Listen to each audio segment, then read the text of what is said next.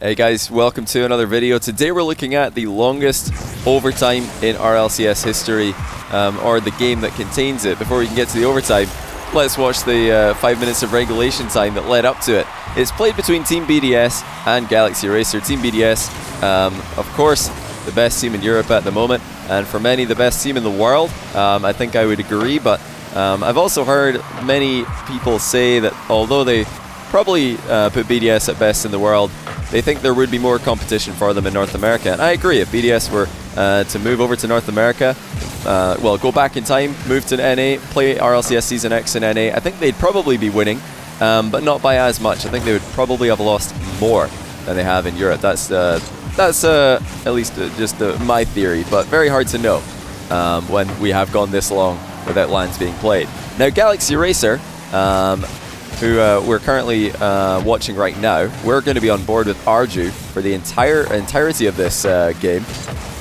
Galaxy Racer are also in the running for that top 6 in Europe for RLCSX points, but they've just recently picked up Bluey as their new third after dropping Ixo. And Mitane and Arju, they are players who have been with Galaxy Racer since the very start of the season. Arju there almost equalizing, but he had to go pretty high on that shot so as not to get blocked, and ends up hitting the crossbar from distance. But funnily enough, before this game broke the record for the RLCS longest overtime ever, the previous record was actually from the exact same day. BDS played against Aether, Ixo's new team with Yukio and Tox. They played against them this exact same day, and they had an 11-minute and 59-second overtime during that series, and that was the new record. So this exact same day, BDS are involved again in a record-breaking overtime, 2 in a row in one day, and that's a ridiculous stat, because before that you'd have to go all the way back to 2019 in May of that year, so almost 2 years ago, and you'd have to watch NRG versus Cloud9, the regional final of RLCS Season 7, to see the previous overtime record. That was an 11-minute, 12-second overtime. If you want to see the longest overtime in competitive Rocket League history, though, I do have a video covering that. It was played between Vitality and Dignitas in 2018, and that is an overtime record that has never been broken. It's 18 minutes and 9 seconds, which is that's unbelievable. I mean, it's more than an entire additional Rocket League game over the RLCS record before this game was played. I doubt that one's going to be broken anytime soon. But hey, we'll see. If BDS can break it two times in a row on the same day, maybe they can do it again. Arju getting an equalizer here, but it was all Mitane at the near post with a double touch pass, so well played Mitane. 2 veterans of Galaxy Racer combining forces and getting a goal back against the best team in Europe. Now, why are BDS the best team in Europe? I feel like we definitely have enough time to discuss this. This is one of the beauties of covering an overtime this long, or a game that features an overtime this long, is I know that I don't have to worry about a goal happening any minute that's going to end the series or end the game. That's a nightmare as a Rocket League commentator, that anything can happen at any minute, and you always have to be ready. You can't go and tell a big long story because a game might just end, or a goal might just happen that you need to talk about. But as a spoiler, I'm not worried about that right now. So let's talk about Team BDS. What are their keys to victory? Why have they been the best team in Europe, and in my opinion, in the opinion of many, the best team in the world for RLCS Season X? Well, it all obviously starts with their speed. And speed is a term that you'll hear a lot being thrown around in Rocket League. Whether somebody's giving you advice on how to rank up, they'll just say, well, just play faster, or why is X Pro team so good? Oh, they're just faster. Well, so let's break that down. What does speed entail at the pro level? I'd say it's really just 3 things. Number 1 is reading the game. If you have a good read of the game, which, I mean, I don't know how you're supposed to read touches like that Mark8 just made, but if you have a good read of the game, if you can read bounces, if you can read touches that your teammates are making, touches that your opponents are making faster than another player, then you have an advantage over them. So that is one aspect of speed.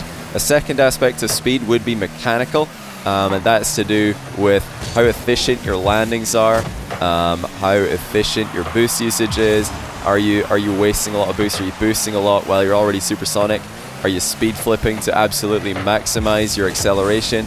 Are you landing cleanly every single time, or are you slightly left or right in your landings and having to correct them with power slides? Are you correcting the power slides? There's a lot going into the mechanical aspect of speed as well. And thirdly, it's positionally. Are you putting yourself in positions to succeed? And it's kind of tied into the reading of the game. But I want to consider them both separately, because reading the game can be a reactive thing. Positional gameplay is pretty much entirely predictive. So you're not reacting to a bounce or a 50-50. You're putting yourself in a good position to capitalize on what's likely to happen. And not only that, but pick up small boost pads in the way, pick up big boost pads in the way, steal big boost pads from the opponent's half. And if you'll think about everything that I've just talked about, BDS are absolutely top of the range in every single one of those categories. Mechanically, they are insane. They are as fast or faster than everybody that they play against, with their landings and with their recoveries. And that enables them to be incredibly aggressive with their challenges and incredibly aggressive with their follow-ups on center balls and their follow-ups on passes. They can play aggressively in those positions because they know their recoveries are absolutely top-notch. And even if if one of their players is out of the game, it will only be briefly. They're going to be right back in there as fast as any other team or faster. Positionally, they read each other very well, and they actually put themselves in positions to provide options extremely well. Actually, I think RG should have left that boost there, potentially. Could have had a bit of a tighter rotation and challenged this play a bit earlier. But it wasn't all that consequential. His back corner was available. But yeah, the aggression that's enabled because of BDS, mechanical recoveries, and just their synergy, providing options to pass to each other, and their boost management being second to none, makes them extremely, extremely hard to play against. The only times I've seen any team really put them in trouble, the only time that I've seen a team really look like they've got an advantage over BDS is when Vitality managed to get a game against them to go more into 50-50s and ground play, and really just pick their battles wisely in the air. That's, I think, the best way to match up against BDS, at least in Europe. I think in North America, teams like Rogue might just be able to, have first killer pop off. Same for NRG with Justin. Maybe first killer or Justin could just pop off and give BDS some problems because they just have insane hard carries on their team. But in Europe, with Alpha not being as much of a hard carry as he used to be, and Astral and his team struggling, that's been less possible against BDS, because instead of one player stepping up and just destroying the lobby, it tends to be that player is just trying to go even with BDS, and the rest of the team can't really keep up at times. But yeah, Vitality have had the best, by far the best look against BDS overall. Still haven't got a good record against them, still have a terrible record. But when they can get 50-50s controlled and start to play a ground game, I think they can definitely one-up BDS there. Easier said than done though, because like I said, with BDS's speed of recoveries, they're not all that scared of diving into challenges and shutting down a ground game quickly, because the recoveries are going to make up for any aggressive positioning. But yeah, that's just for me why BDS are so successful. They're just ridiculously consistent, they're unbelievably quick, and they're all able to score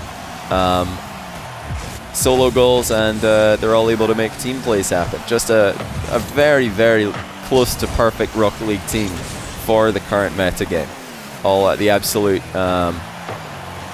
peak of their mechanical ability. They can all do all of the new tricks, whether it's pinches, whether it's flip resets, whether it's things like ceiling plays or wall plays that are more advanced. BDS have got all that at their disposal. And you'll notice in this game, Galaxy Racer have been really testing BDS backboard defense. And this is something that even today will cause problems for top level teams. Just smashing the ball at the opponent's backboard. Eventually a bad clear or even a miss is going to happen, and you can score off it. But BDS just don't do that. They have impeccable backboard reading off their own backboard in defense. It's a harder bounce to read, trying to read the ball bouncing over the top of your own defense's backboard, than it is to read the attacking bounce, because I think most players have just had more practice reading the offensive bounce.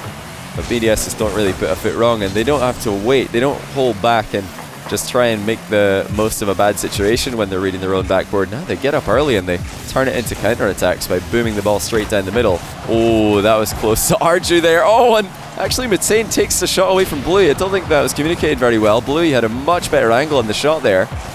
Unfortunately, Matane's taken it away from him, but Arju before then was looking extremely threatening, and full credit to Arju. In this game so far, he's been outstanding. There he is with 6 saves, 11 shots as we approach 5 minutes of overtime. So 2 games played, a stat you'll often hear in Rocket League casting.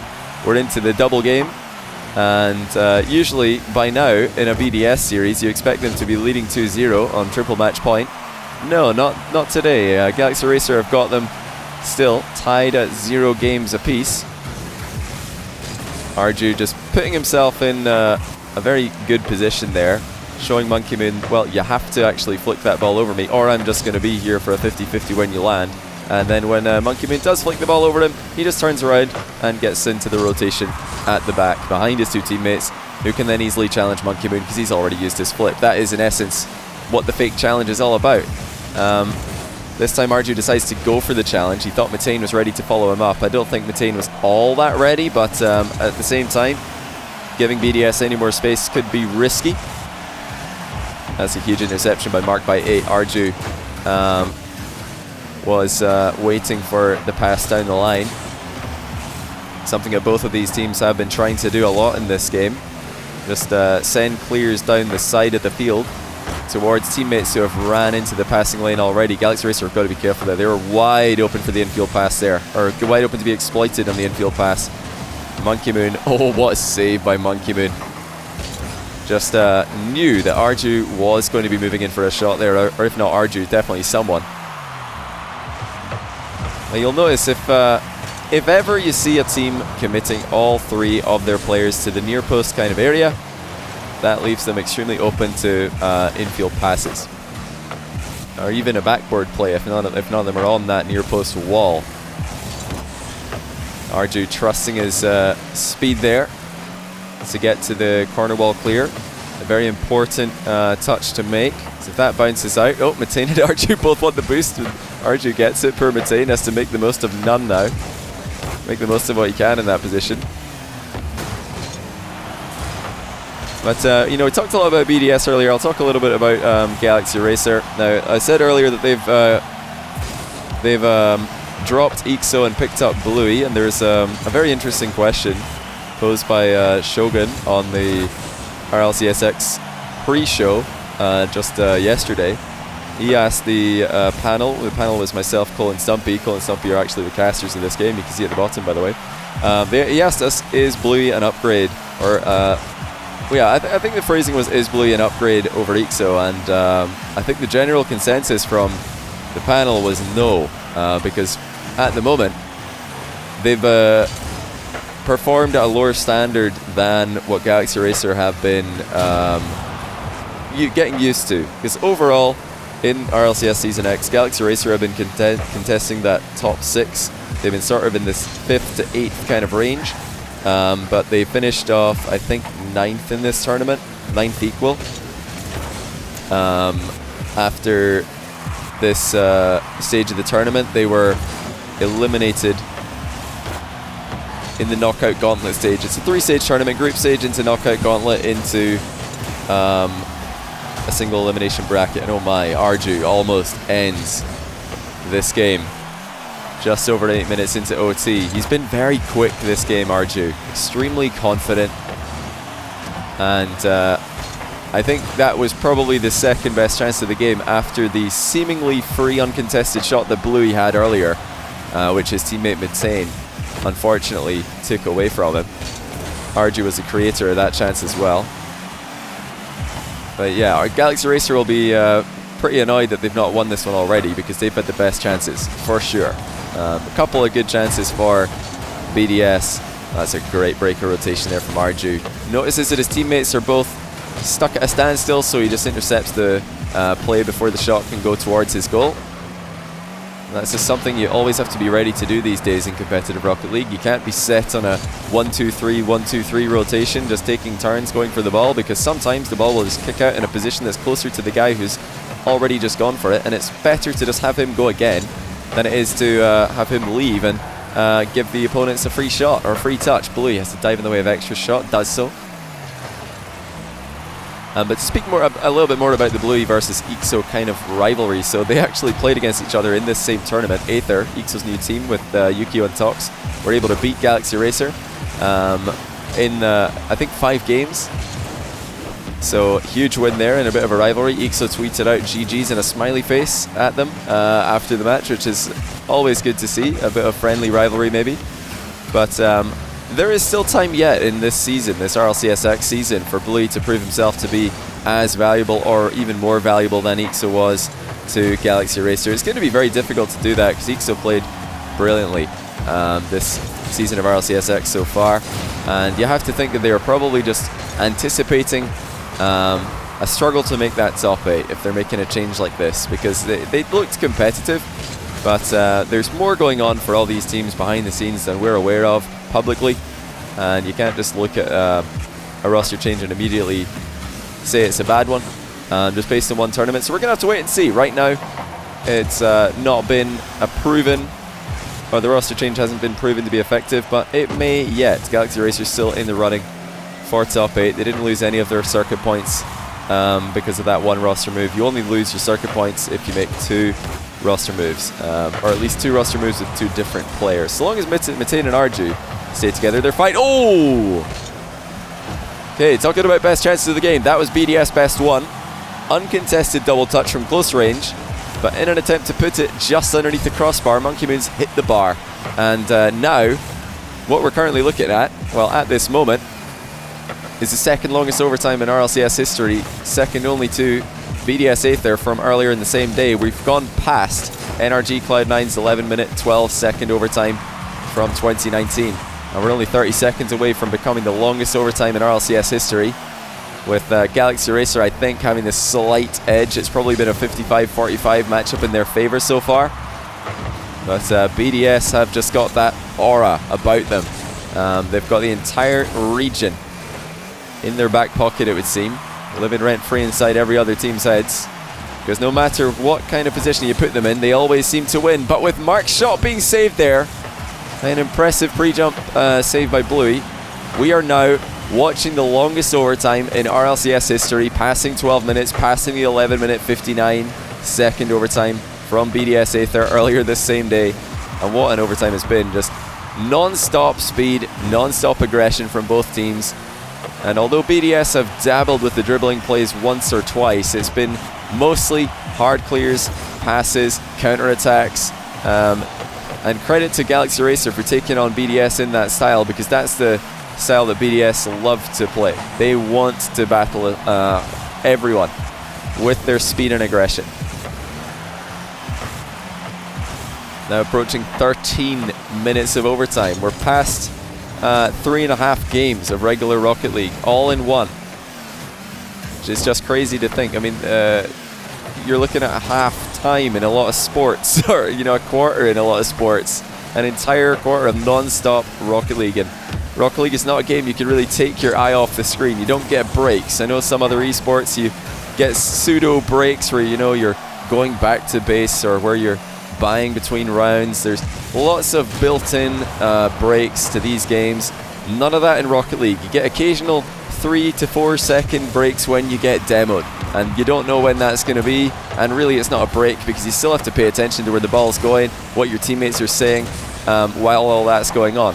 13 minutes and 30 seconds now.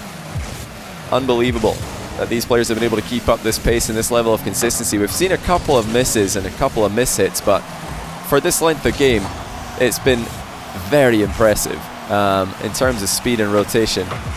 And it just shows that, we're looking at a team who are, I believe, 7th or 8th in the RLCSX circuit points for Europe. Galaxy Racer aren't top 6. I think they're 8th right now overall, very close to top 6, which is what you're aiming for.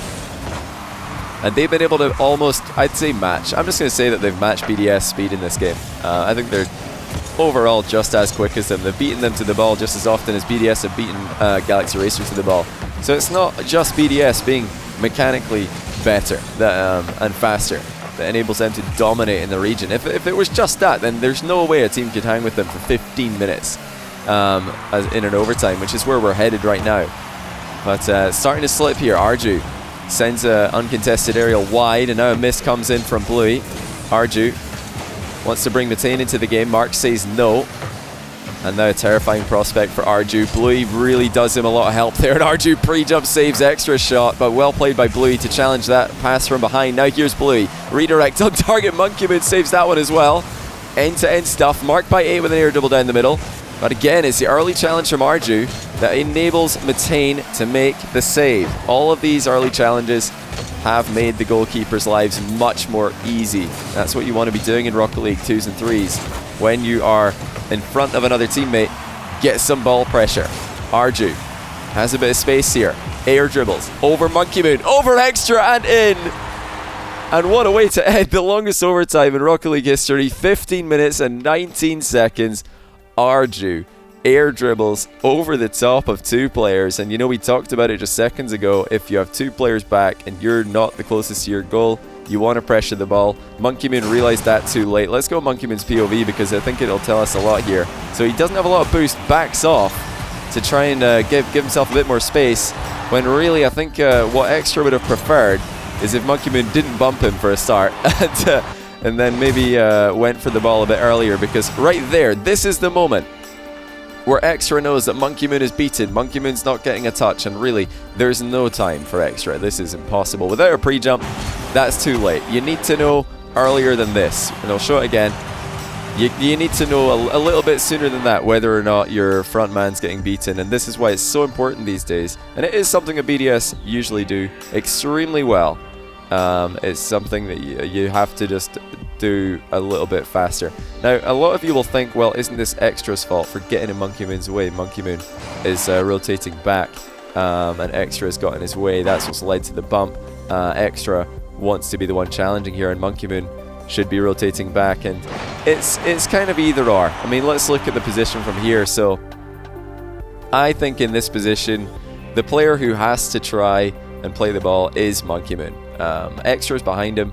Monkeymoon doesn't have a lot of boost, but if he just picks up, he has got ball come up here. If he picks up, yeah, I think he wanted to pick up that one boost pad. He missed it actually, so he wanted to pick that up. He tried to flip onto it, and then he was probably at this point going to jump and try and make the save, but actually drives much too far forward. If he challenged if he jumped up just a bit sooner and maybe challenged Arju when Arju's about here, this would force Arju to make his probably last touch in the air dribble just a bit sooner, and then Extra would be able to see the trajectory of the ball a bit earlier. But there's one more touch right here. That was when Arju made his last touch on the ball. That's just too late. Either way, unbelievable air dribble by Arju. And, it's a great thing to see a record overtime being ended with such a wonder goal, because very often these games are ended with a terrible goal, and it's a bit it's a bit sad to see. But yeah, right here, Monkeymoon needed to just hit the brakes and get a challenge in as early as possible here, because Extra needs more time than this to be able to make the save. And also, yeah, getting bumped into this side of the post of the goal is a bit awkward for Extra as well. But you know, it happens. It happens. Monkeymoon was definitely in a rough position, and this is something you'll see quite often from BDS. They're quite happy to attack, like marked by 8s going up for the ball here when Monkeymoon is very much still out the game. And the fact that neither Mark or Monkey were able to pressure the ball on their rotation back here and get an early touch out of Arju, an earlier final touch, made it impossible for Extra to save without a pre-jump. But yeah, there you go, guys. That is the longest overtime in RLCS history. Had plenty time here to have a bit of a chat about both teams, what makes them successful. But when it comes down to the clutch, well played Arju, really putting in a good show here. The highest points I've ever seen in RLCS, 1604 for Arju. Which is, remember, this is a private match, so all those points are halved. If this was a ranked game, he'd be on 3.2k. So 17 shots, 10 saves, got both the goals. Arju must have really enjoyed this game. He played brilliantly, outside of the goals even, all game long. Arju played a fantastic game.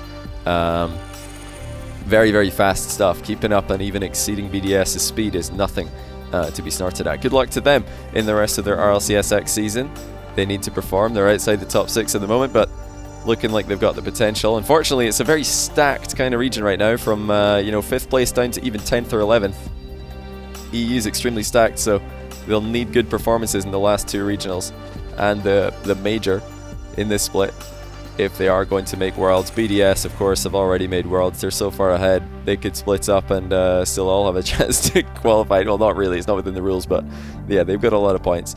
But yeah, hopefully you guys enjoyed this. Leave in the comments when you think this record will be beaten. For me, I don't think this record's getting beaten for at least a year. This is just a crazy thing to see these days, and over time of this length. So I think this record's going to stand for a year. 15 minutes, 19 seconds.